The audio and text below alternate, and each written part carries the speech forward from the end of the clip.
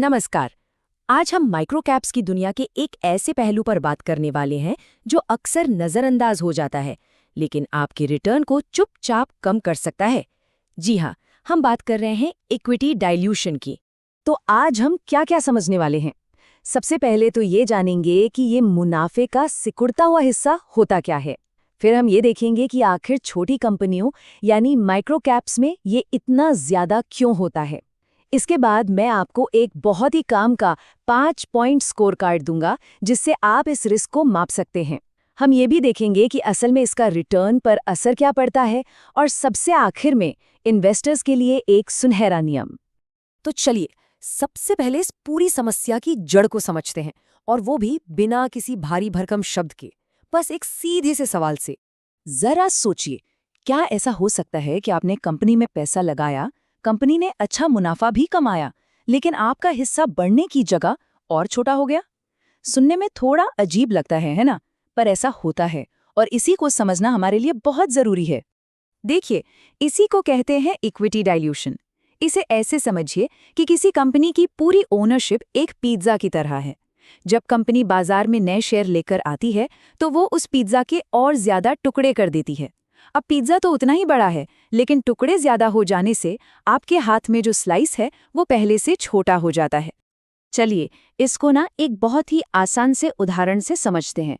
मान लेते हैं कि एक कंपनी है जो साल में 10 करोड़ रुपए का मुनाफा कमाती है और उसके बाजार में कुल 1 करोड़ शेयर हैं। तो सीधा सा हिसाब है, 10 करोड़ का मुनाफा 1 करोड़ शेयरों में बटा, तो हर एक शेयर पर 10 रुपए की कमाई हुई। इसी को हम अर्निंग्स पर शेयर या ईपीएस भी कहते हैं। लेकिन अब कहानी में एक मोड़ आता है।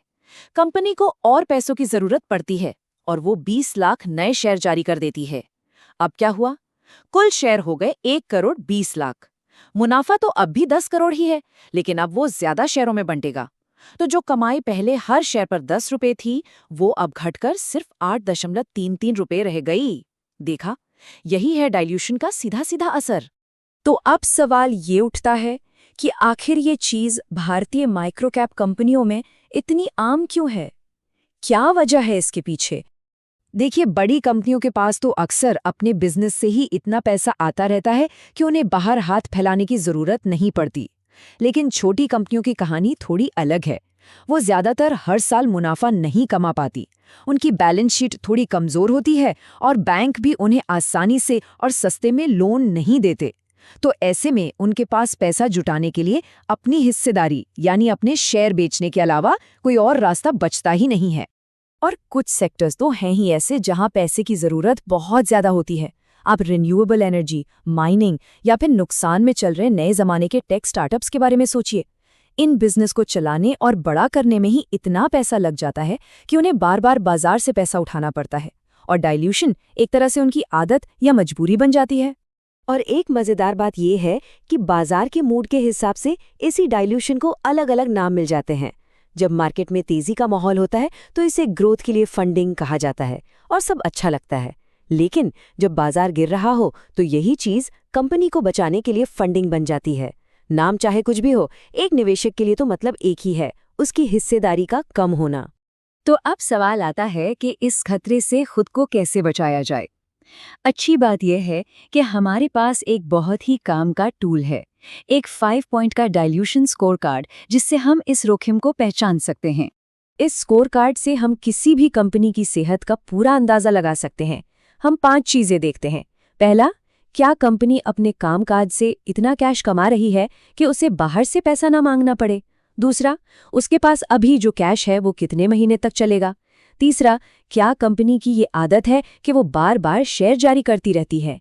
चौथा, क्या कोई छिपे हुए खतरे हैं जैसे कि वारंट्स या ईसॉप्स। और पांचवा, क्या उसकी बैलेंस शीट में इतनी जान है कि उसे आसानी से लोन मिल जाए। और हाँ, एक बहुत बड़े खतरे से सावधान रहना है। डाइल्यूशन हमेशा सामने से नहीं आता, ये अक्सर वारंट्स, कन्वर्टेबल डिबेंचर्स या ईसॉप्स के रूप में छिपा होता है। ये एक तरह के वादे हैं जो भविष्य में नए शेयर बनकर आपकी हिस्सेदारी को और भी कम कर देंगे। इसलिए इन छिपी हुई चीजों पर नजर रखना बेहद जरूरी है। तो इन 5 पैमानों पर कंपनी को स्कोर देकर हमें एक साफ तस्वीर मिल जाती है। अगर स्कोर 5 है तो मतलब रिस्क बहुत कम है, 3 से 4 है तो मध्यम है। लेकिन अगर स्कोर 0 से 2 के बीच है तो ये एक बहुत बड़ा रेड फ्लैग है, जिससे बचना ही बेहतर है। पर क्या इस स्कोर कार्ड से वाकई कोई फर्क पड़ता है? क्या कम डाइल्यूशन रिस्क स्कोर का मतलब सच में बेहतर रिटर्न होता है? देखिए, इतिहास हमें एक बिल्कुल साफ पैटर्न दिखाता है। जो कंपनियां अपने ही मुनाफे से अपनी ग्रोथ को फंड करती हैं, जैसे कि पेज इंडस्ट्रीज या एशियन पेंट्स, वो लंबे समय में जबरदस्त वेल्थ बनाती हैं। और वहीं दूसरी तरफ वो कंपनियां हैं जो लगातार नए शेयर जारी करती रहती हैं। ये अक्सर सिर्फ मौजूदा दौलत को एक निवेशक से दूसरे में बांटती रहती हैं और ज्यादातर खराब रिटर्न देती हैं। और बस यही बात हमें इस पूरी चर्चा के सबसे जरूरी और आखिरी सबक पर ले आती है। एक बात हमेशा याद रखिए, अगर किसी कंपनी को बार बार अपनी हिस्सेदारी बेचकर पैसा जुटाना पड़ रहा है, तो इसका एक ही सीधा मतलब है कि उसका जो बिजनेस है वो अपने आप में मजबूत नहीं है, वो आत्मनिर्भर नहीं है। तो अगली बार जब आप किसी भी माइक्रो कैप में निवेश करने की सोचें, तो खुद से बस एक सवाल पूछिएगा, क्या ये कंपनी मुनाफा कमाकर दौलत बना रही है या सिर्फ इक्विटी जारी करके दौलत को एक हाथ से दूसरे हाथ में दे रही है? यकीन मानिए, इसका जवाब ही आपके निवेश का भविष्य तय करेगा।